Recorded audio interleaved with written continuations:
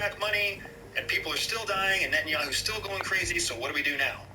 Now, there's a split between Netanyahu and Biden. Now they're talking to the opposition parties in Israel to see if they can find a way to make a ceasefire of some sort, right? I mean, today is the second day of Ramadan, which is one of the largest Muslim holidays, and there was supposed to be a ceasefire that was orchestrated to help kind of honor this holiday, and instead it's not happening. What do you think happens in Israel, Palestine? So, I mean, for all the concerns that people had about Putin being ousted during his war in Ukraine, Netanyahu is at way more risk than Putin ever was. Really? Because Israel's a functioning democracy.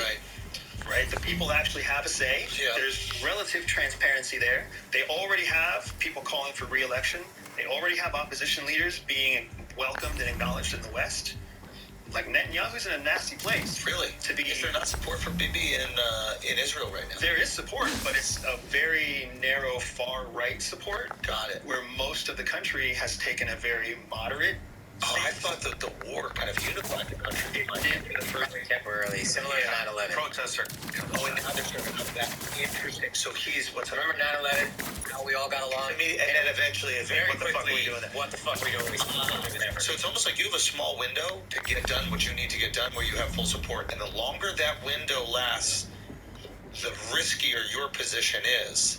And we learned that lesson after 9/11, which is why the Americans went out and said, hey, Israel, you have had an injustice done. Don't do the air raids that you're planning. Don't make the mistake that being made.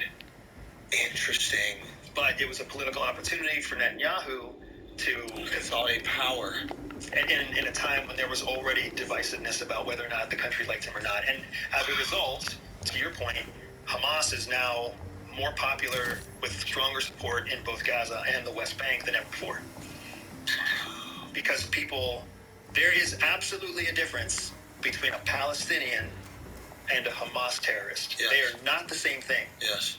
But because the media for so long has called them the same thing, have used the two words interchangeably, now it's common knowledge. If you look at the news a week after October 8th, when the attack happened, you would see the news say 11,000 people have been killed in Palestine, according to Hamas authorities, and then you would see a little disclaimer at the bottom that says Hamas controls the Gaza, so the health